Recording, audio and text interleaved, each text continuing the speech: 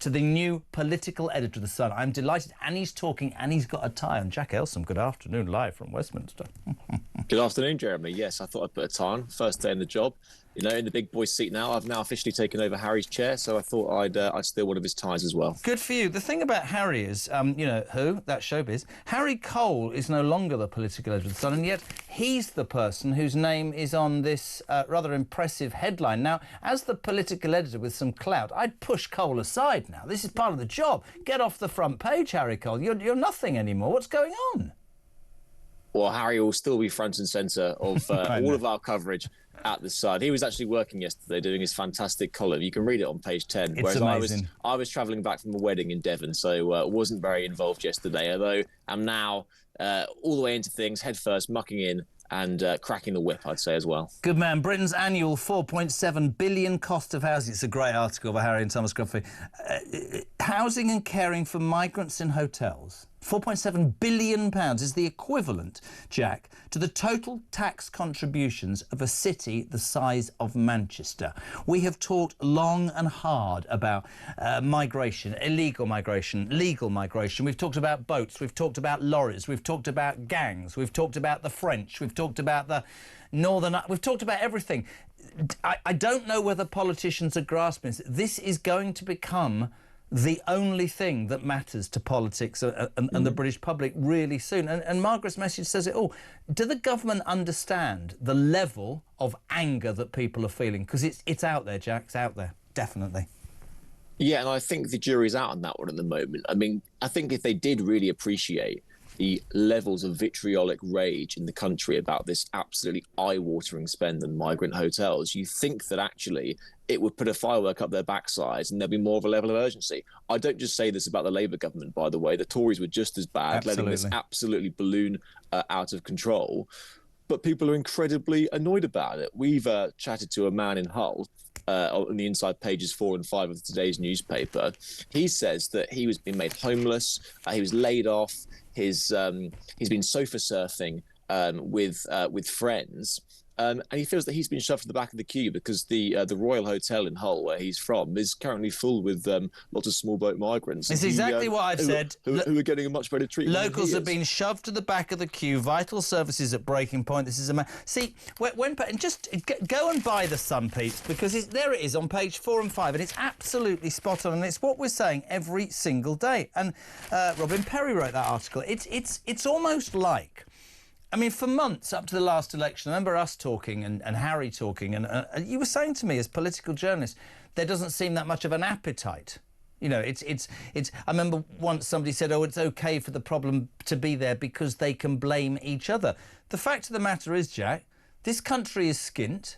The public services are at their lowest ever ebb, and they are being stretched still further by, well, hundreds of thousands of people coming into this country because we are soft and because the pull of the United Kingdom is far greater than anywhere else. And I absolutely will take issue with anybody who says, oh, well, you know, I mean, look, James made the point about reform. You need to fill in the gaps. But somebody has to believe that there has to be somebody who's got the balls to say, we're stopping the boats, we're not going to allow the civil service to run this country, we're going to put our foot down and do what's right by the British people, because it's becoming farcical, man. Yeah, and if you think about the actual cost of this, you know, today Rachel Reeves is saying that the overall cost of the winter fuel payment from making it universal to now making it means tested is going to be £450 million a year. Now, that is a tenth of what we're currently spending on migrant hotels. It is an absolutely enormous sum going basically going to the wall every single year. Meanwhile, we're being told to tighten our belts and other things. And so I think that there is just an overwhelming sense in this country now, and it has really sort of come to the fore in the last few years or so, that British people are being taken for an absolute ride. We hear it every day from readers, from listeners, from viewers who contact us and say there's this overwhelming feeling of frustration. Legal migration obviously is one thing. Nigel Farage made the point earlier that while potentially legal migration is more of a strain on public services in terms of the sheer numbers, it is illegal migration which really sticks in the craw because there's this sense of unfairness. And every day you see pictures of people coming across the channel, mainly young men, and they go straight into hotels and British people who are feeling they really are struggling to make ends meet, it just makes their blood boil, because they're thinking that actually some people are getting it all and others aren't. And it's something which we're hearing every single day. And I think you're right. And you used a word there that's spot on, Jack, which is unfairness. And I think, you know, we've always had, haven't we, in this country, and it's really interesting to get the Sun's take on this, because I've always believed that the Sun, and genuinely I mean this, I mean, you speak for the people, right? And here's what I would say to anybody. For years, we sort of were the country that always did the right thing, British way. You know, we're much better off than these poor people will, and that's good. That was great, right? And then I felt like we continued it for years because we're apologising for colonialisation in some people's minds, despite the fact that we actually abolished slavery. Everybody forgets that.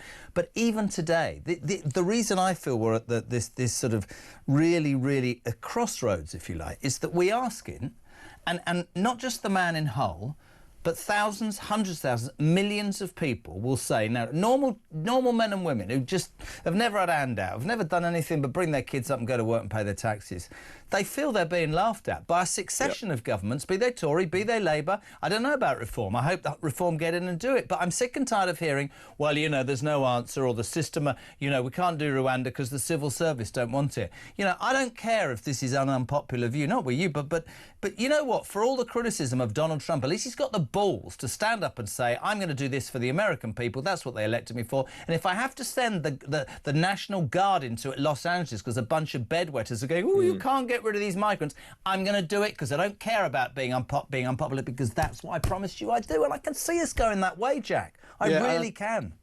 And you know what? I think that Britain is a very compassionate country, and we have a long and proud history of looking after people in need, vulnerable people. We've done it all over the world. But we also have a very strong sense of rules and fair play. And I think that is what's sticking in the craw of a lot of voters at the moment, which is that when you look at the illegal migration problem, you look at boats coming over from France, it is not the sense of fair play. You know, it's breaking the rules, it's coming over illegally from a safe country.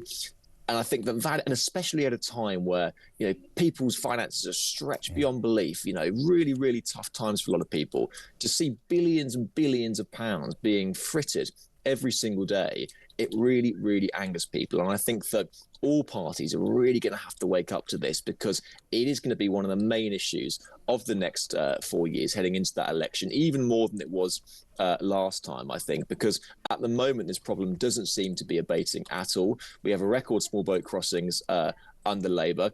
Hotels, while they came down from December, are still up from the election. It is something which the Labour government are going to have to get to grips with. Tory and Reform also need to come up with some answers, because this is going to be one of the biggest issues. And if you look at the polling now, it shows that immigration is the very top of people's concerns. Been saying it for months. And interestingly, you used another great word, which is compassion.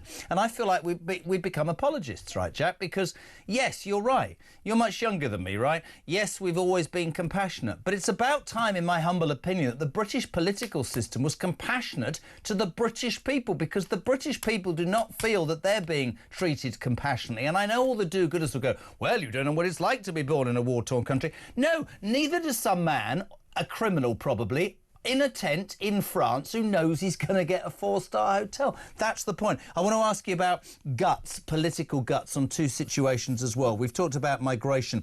Since I finished last Wednesday, Zia Youssef not only resigned as the Reform Party chairman, he's come back, and today he's front and centre saying that every illegal migrant in Britain will be deported. Now, I'm a little bit confused about this. Not that he resigned, and I've seen people ask questions to Nigel, you know, what's it like? And he made the point that it's a pressurised environment, and maybe the burqa thing caused a bit of consternation for Zia, and I'm glad that he's back.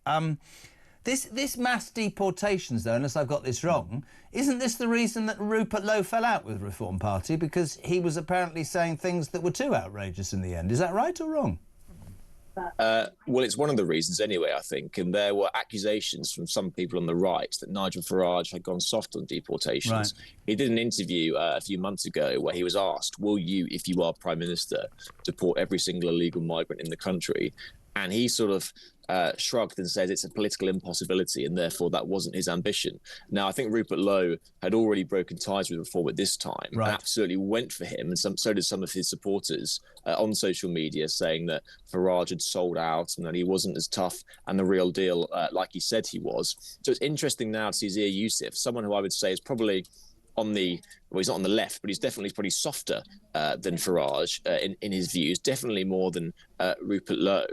And he seemed to, completely say that he would actually, and reform would, if they got in, deport every single illegal migrant. And so I don't know whether he's sort of just making up for the fact that he seems to have fallen out with reform and then kissed and made up over the past few days. Something does seem to be going on here. I think there is definitely an element that he was overworked and he's probably feeling a bit tired and therefore has massively regretted this statement. But also I think there were internal differences at the top of reform. Zia Youssef potentially feeling a bit sidelined by other people, having put all this work in over the past 11 months. But listen, he's come back into the fold now. He clearly thinks he's got work to do.